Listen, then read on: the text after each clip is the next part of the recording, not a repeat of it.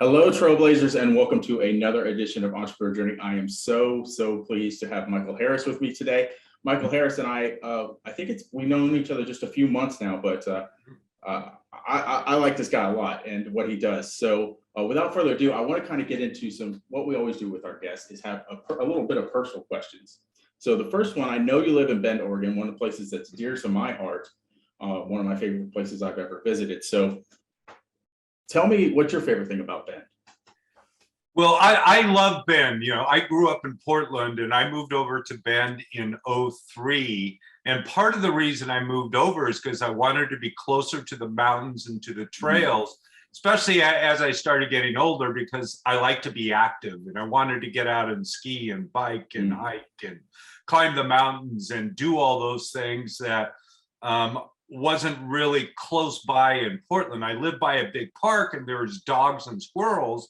But over here, there's cougar and bear and deer. And I was out hiking at a place that nobody had been to yet this year, just a couple of weeks ago. And this is nothing I'm not saying this is true or not, Doug, but there was a print that was about this big in the snow that I have no idea what it was. I'm not saying it is or it isn't, but the size of the print or the impression was astronomical. So there's lots of things out there to explore and to find, and I just love doing that. I love being close to the mountain and nature.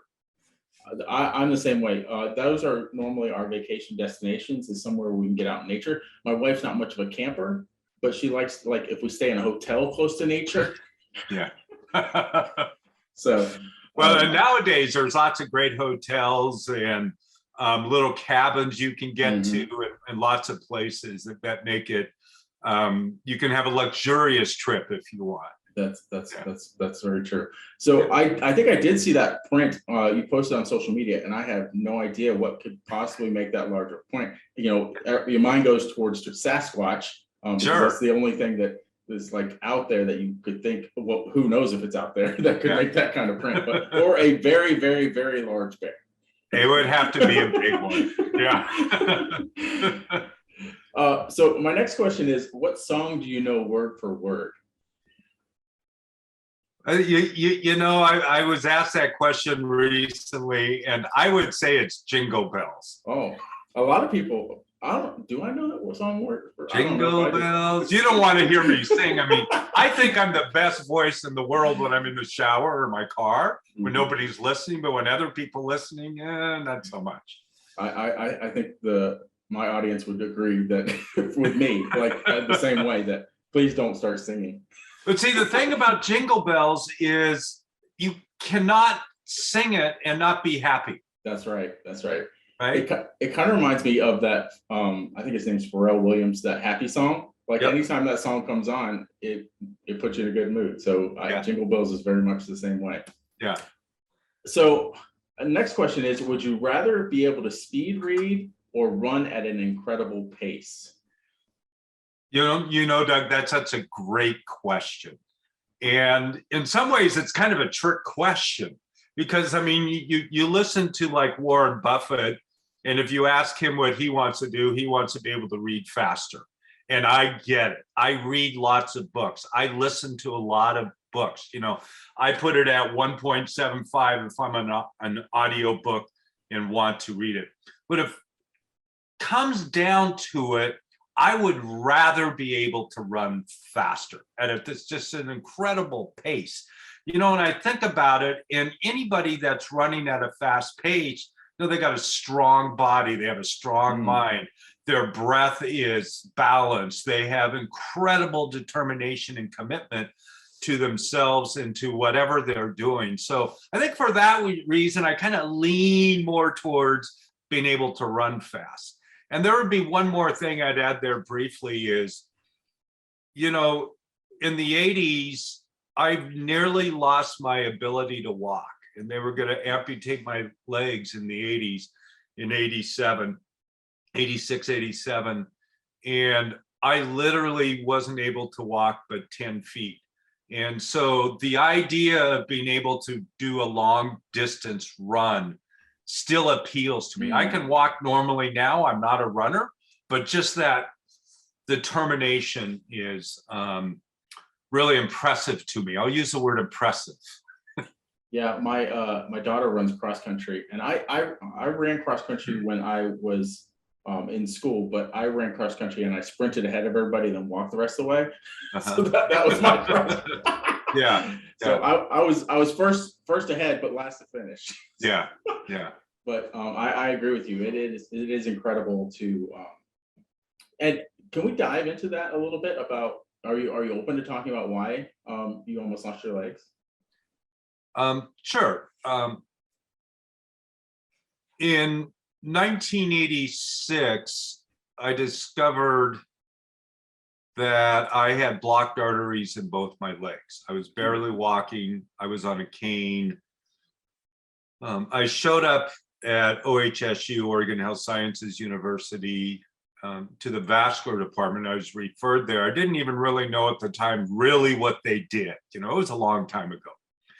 And I showed up there and I thought it was just my right leg. And as they were doing the initial examination, they discovered that my right leg was 100% blocked, the artery, the popliteal artery. My left leg was 65% blocked. I didn't know the left leg that there was any issues because of the overwhelming pain in my right leg. And they suggested that it would be too late for me and that I'd be losing my legs. And using the common word that starts with an F, I told them it wasn't going to happen. Yeah. So, but to make a long story short, I ended up having bypass surgery on both my legs, which gave me some relief. But within 8 months, again, my legs had reblocked and they wanted to do it again. They wanted to do additional surgery. And I left the hospital against medical advice. You know, they were really determined to get me in there. And I'm going, no, they couldn't tell me why it was happening. And I can't tell you why I left or what I was going to do because at the time I didn't know. But very shortly thereafter, I ended up at a place called the Pritikin Center down in Santa Monica, California. And at the time, it was a private rehabilitation center for people to overcome everything from weight issues to health issues. I was never overweight, but the process is still the same that they go through. And the doctors at OHSU at the time told me when I get into pain is to stop walking. The doctor at Santa Monica told me when I get into pain, keep walking. And so I would go out on the Santa Monica boardwalk, which the facility was right next to there. And I would walk 10 feet and sit down because of the pain. I would walk 11 feet and sit down. I'd walk 12 feet and sit down, etc. So within 2 weeks, I was able to walk 2 miles. Wow. That's how quickly it changed. So I learned this concept about walking through the pain and that the pain kills the pain, right? And, you know, there's so many applications to that in all of our lives. You know, whether we're talking about health, whether we're talking about relationship, whether we're talking about our entrepreneurial journey, our business, there's so many applications to that. So that's the short story. I ended up writing a book called Falling Down, Getting Up about it. And that went out in 2012. Nice. That sounds like a very good book that I'd want to pick up or so I'll be looking for that. Yeah, what an amazing story. And just, yeah, wow. So I imagine that's probably a lot why you like hiking and things now, right? So that because it's just, you don't know what you have until it's almost gone, right? So being able to do those things that you thought you might not be able to do. There's no doubt about it, Doug. And on any given day, I mean, I don't think I can get out today. I will tomorrow, but because of where I live, I'm able to, you know, drive a few miles, go down a gravel road, park, and just go up the side of a ridge. I don't do trails very much. I do more off-trail type stuff. And I just love being able to do that, especially like mid to late afternoon. I'll, take an hour to go up to the top of a ridge and sit there and just enjoy the views and just like be extremely grateful that I'm still here and alive when it was predicted I would not be. Wow, nice. I know I have some more questions about your whole entrepreneur journey, and I hope I'm not spoiling that already because diving into these personal questions. So my last question on the personal front is, if you could share a meal with 4 other people, living or dead, who would they be? Yeah. My answers to that type of question have changed over time. I can say, Jesus Christ, Bill Gates. There's all sorts of different people. Mm-hmm. But when I really think about it, one of the people I'd like to sit down with is the Maasai warrior chief from Africa. Oh, wow. And the reason a Maasai warrior chief is they're so connected to nature and to each other and to their culture. I met many years ago, I donated some money. There was a Maasai warrior chief that was visiting in our area because of a nonprofit. And I donated some money for the organization. And as a result of that, I got a day warrior training for 10 people. So I invited 10 of my friends. And we had a one-day training to be a warrior. He went through 7 years as a kid, but that's a whole nother story. And one of the things is he talked about listening to the woodpeckers could tell him what the weather conditions were going to be. And I went, wow, that guy is in tune. I didn't realize that people were that in tune. Now I could go down this rabbit hole, so to speak, about why that is. Our hearing is actually designed as a human being, not to listen to another human being, but to primarily listen to the audible sound of a bird. Wow. Because the birds, when you listen to the birds, they tell you when there's danger in an area. They tell you when there's abundance in an area by listening to their sounds. And so the Maasai warrior chief, again, it's like one of my heroes because of that connection that he has with nature. That is super cool. Yeah. So I think that's enough. We don't have to go into the 3 other people, but I think that is super cool enough. So let's dive into your entrepreneur journey. Like, just kind of give us the cliff notes, where you started prior to being an entrepreneur, and then kind of ups, downs, things in the middle. Just kind of give us the cliff notes to where you are now. Yeah. I'm blessed to have had a father that owned his own business and was very entrepreneurial. At the time, as a kid, I didn't understand it, but he bootstrapped everything. He wasn't much of a finance guy, but he owned a couple hundred gas stations. Wow. And he was doing well and some other things. So my first introduction to making money, was I was 6 years old. It was 1964. And we had some property, and I'd go out and I'd pick some blackberries on the property, and Mom would make pies. And then I would go around the neighborhood and sell the pies, initially for $1.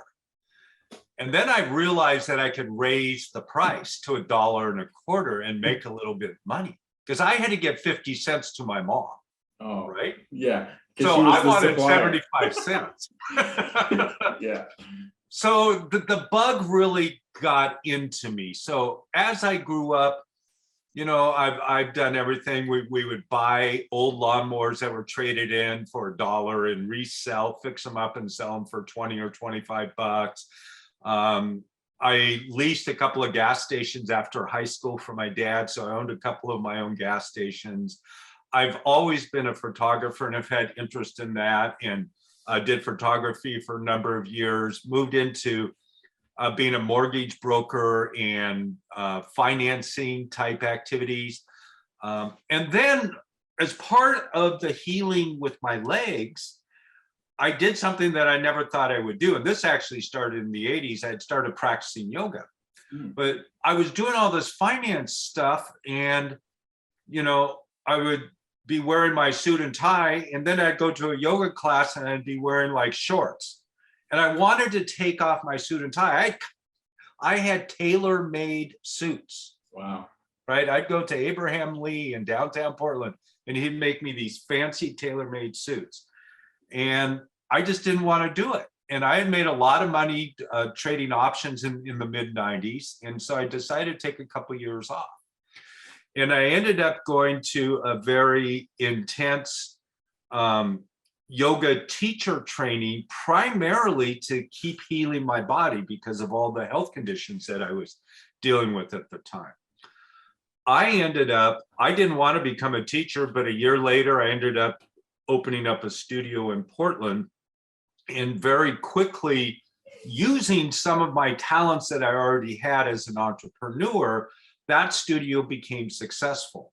I ended up closing or selling it in 2004. It's still open today. So, many years later, 23 years later, it's still open and operating very successfully. I've owned another studio, partnered with other studios. And then I started a business called Yoga Business Experts. And so I was coaching yoga and fitness facilities really around the world. And oftentimes I would take these facilities that were limping along and literally within a couple of months, turning them around, 200-300% growth in revenue and profits, very, very quickly. And the reason that happened is one of the things that I learned in operating my initial studio is that everything is a system. The yoga we were teaching was a system. And I essentially took that system and applied it to my business. And for me, my business shot through the roof at the time. That's how I became so successful. And so other fitness and wellness studios wanted to know what I was doing because they were seeing what was happening. Right, yeah. And, they kept calling me. Eventually, I set up the coaching business, the Yoga Business Expert, and it shot through the roof as well. I mean, just as a coaching business. Nice. And in the time that I was doing that, we generated, I don't know exactly, it's somewhere in the $40 to $50 million range. So we did fairly well. That's good. Yeah. All right. I continue. I don't want to interrupt. I know you've kind of got another leg coming on, not another part coming on to this entrepreneur journey that we're going to talk about here in a minute. But did you want to go into that a little bit? Yeah. Well, what we're doing now, it's interesting because the yoga business and the fitness business changed 2 years ago when COVID hit, and I had a number of revenue shares. And the revenue share business wasn't very good when COVID started. There was no revenue. Right. And, a number of fitness facilities, including like 24-hour fitness and Golds and some others, ended up having to file bankruptcy. Many locations have closed. It's going to change here again really quick. As we move out of COVID and into whatever the next, I call it the new abnormal. Not the new normal, but the new abnormal. But over the years and over the last 30 years, I've worked with realtors, I've worked with finance people, I've worked with yoga teachers. I've trained about 7,000 yoga teachers. And really the primary thing that I was doing with them is helping them speak, helping them get their voice out, helping them speak in front of small and large groups as well as larger audiences as well. Moving through that fear, that anticipation of falling flat on their face on stage and such. And so what I've done lately, myself and somebody named Sean Tyler, and I partnered together. Tyler is a lifelong actor, started acting as a 6-year-old, was in such movies as Freddy versus Jason, Carrie, and a number of others. Right now, he's in a Hallmark movie show. He's been doing a lot of stage as well. So he has a lot of experience within the entertainment industry as far as speaking as well. and acting. And over the years, he's also done a lot of training of teachers. So we put a new endeavor together, and we're calling it Endless Stages. And Endless Stages is really about helping people get their voice out, whether it's podcasting. We have a big push with podcasting right now, how to get on podcasts, how to develop your story, what to say for podcast hosts such as yourself to get on their show. But more important, Doug, than anything else right now, and Tyler and I are both congruent with this, it's really important for people to get their voice out in the world today. There's so many places where you can't do that, where it's suppressed, where it's illegal to do it. And we both have this passion and belief that the more voices that are heard in the world, the better. My voice may benefit somebody else. Your voice might benefit. Tyler's voice might benefit. Sally's voice, whoever. But I think that the power of getting out, whether it's on podcasts, whether it's on webinars, whether it's on stages, it doesn't matter. But we need to speak up with it, what is inside of us, and get it out. So we're really driven by that passion to do that. That is awesome. Now, let's dive into a little bit of that expertise around speaking. Yeah. So the number one fear, and this was mine for a long time as well, is for most people, including entrepreneurs, is to get up in front of a lot of people. They're more scared of that than snakes or anything like that. So can you talk about a way to kind of combat that fear or to get over that? Sure. And certainly it's something that I've had, and perhaps many of your listeners have had as well. It's a normal human reaction. And a lot of it is based on what will people think of me. So allowing ourselves, or acknowledging that within ourselves is one of the first steps. And at the same time, one of the things that I discovered about that fear, the fear is really energy running in our body, up and down our spine. And we don't know what to do with it. So oftentimes the perception is that energy is fear. So what if we were to take that same energy that we label as fear and use it not as fear, but to be able to power us in our talk? So it's just kind of a subtle shift going from fear to power. It's like, if you're driving a Mustang and you got a 5-speed Mustang or 4-speed, whatever, and you're in second gear and you're running at 4,500 or 5,000 RPM, it's almost a state of fear for the car. Mm-hmm. So it's learning to shift it into third gear and fourth gear. So you're getting down to 2,200 RPM, 2,400 RPM. So you've still got that same power, but you're using it more efficiently. And so just briefly, coming back to that fear, we still have that same power, we're just using it more efficiently. Nice. Yeah, I would equate it to, like, if you think of it, even before I do any of these podcast interviews, right, I have a little bit of adrenaline flowing right before. And I feel it's excitement, right? So I definitely get what you're saying and how you can shift that fear to have more power. That's really good. So do you have any sneaky good secrets on ways to increase sales? Because a lot of my audience is entrepreneurs and they all want to make more sales, right? So do you have any sneaky good tips on how to help them make more sales from stage or video? Well, the very first one that comes to mind is ask.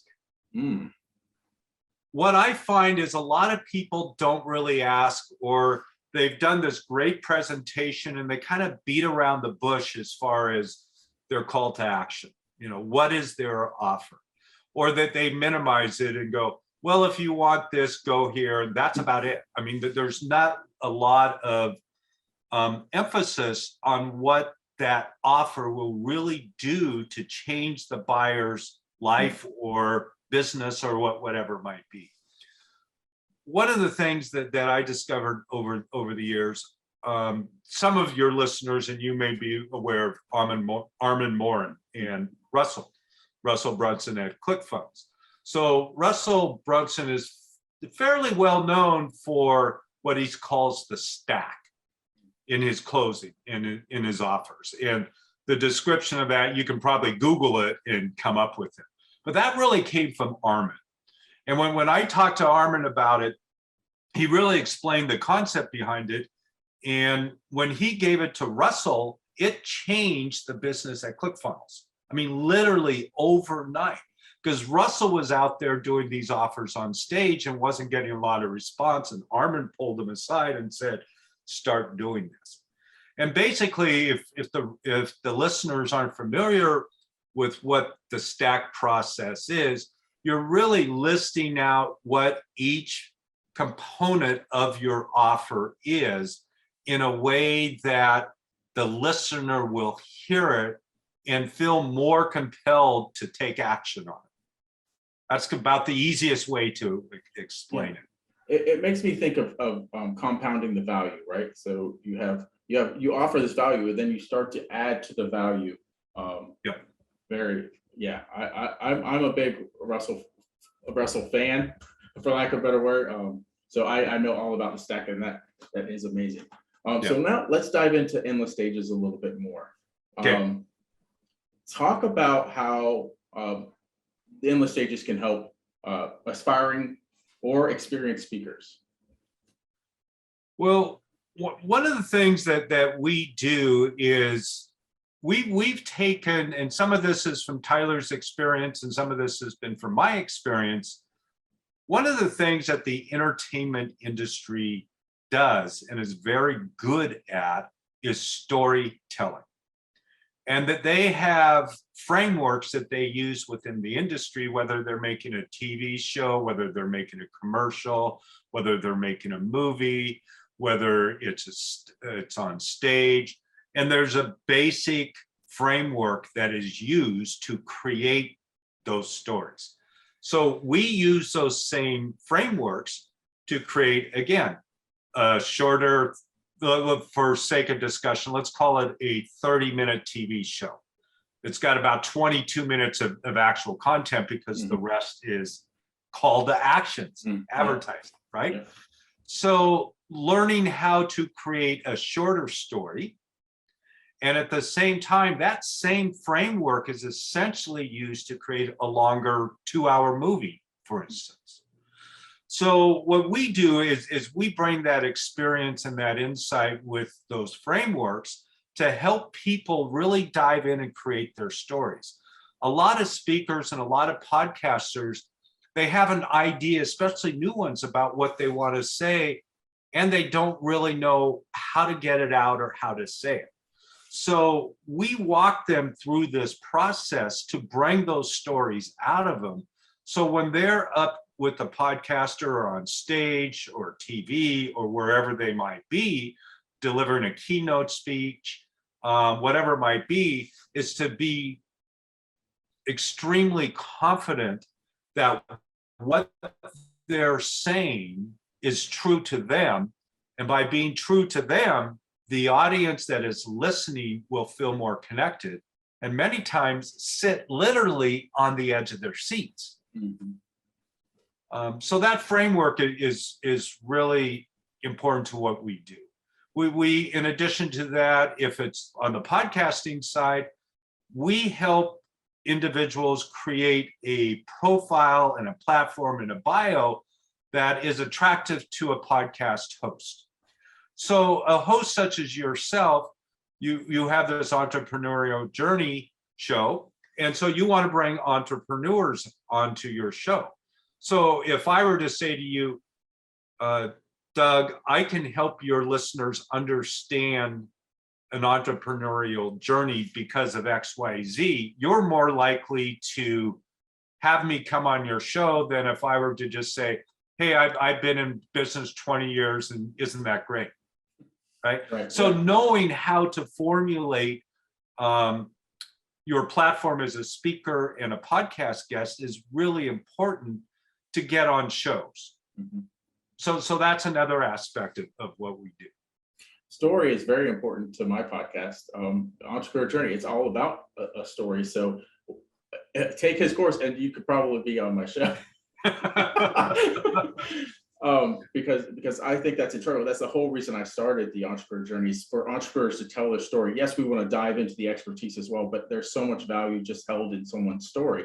And what you said about when you can tell that story with confidence and with an energy, you're right. I'm sure that captivates an audience, and they give you back that same energy and confidence that you're giving them. So Yeah.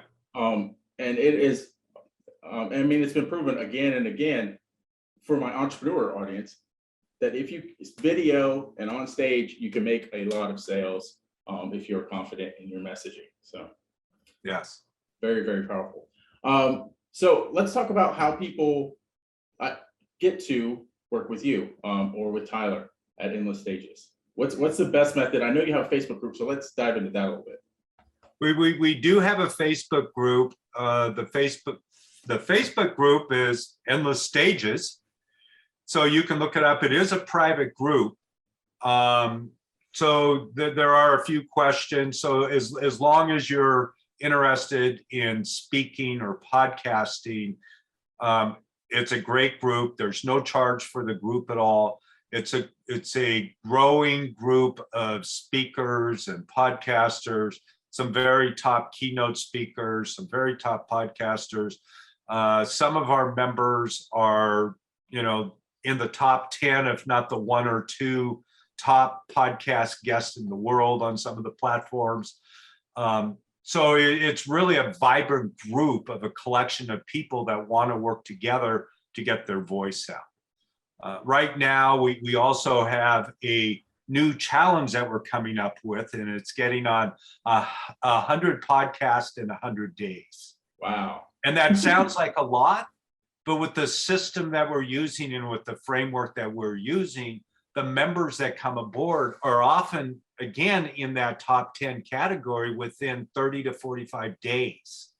Wow. Very quickly, because the process that we use to get people on stage, again, is that system, is that framework, is that entertainment industry framework that we use to move people from A to B.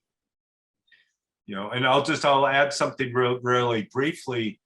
I was on stage recently with Les Brown, and my portion of the talk was about taking a quantum leap. And, so often we say, oh, we have to take, 1 step at a time and take a year or 2 to get somewhere. That's not what nature teaches us. I learned a lot from nature that's probably evident at this point. Yeah. Nature teaches us that quantum leaps are normal. If you take a look at what's called a great northern white owl, again, it's from Africa, it can be sitting there on a branch and instantly shrink down its size to look like a branch, or it can make itself look bigger instantly. A sea cucumber can go about its day, and if a predator comes along, it can make itself rock hard like a rock, so nothing can penetrate it. A tooth couldn't penetrate it. Again, it happens instantly. If a boy is interested in a girl, he may blush or she may blush instantly, a mind-body type reaction, right? So the same with our entrepreneurial journey, there are opportunities along the way to take a quantum leap. It's being able to identify them and applying that process to make it happen literally overnight. That sounds really good to me. So first of all, where would you like for the guests to go first to check out what you do? If they're interested in podcasting and taking our challenge, just go to endlessstages.com. Okay. And it talks all about our challenge there, and somebody can enroll in that. It's almost ridiculously low cost to join it. And we've actually working in conjunction with a platform called Podmatch, which helps podcasters and podcast hosts connect. So we're working in conjunction with them on really getting as many people as we can, again, to get their voice out. The other option is just go to Facebook and punch in Endless Stages Group and go there. again, there's a few questions to ask, just a couple like, are you interested in speaking? Those type of things. And virtually everybody gets approved, like anybody else. We get a few people from unknown countries trying to get on there. Yeah. We're not sure who they are, Yeah. so they don't get approved. Right. Yeah. Okay, awesome. So we'll put those links, if you're watching this on video, those links will be below in the comments section. If you're watching this as a podcast, they will be in the show notes. So be sure to check those out. There is a lot of power to being on podcasts, let me tell you from personal experience. So definitely check out the podcast challenge.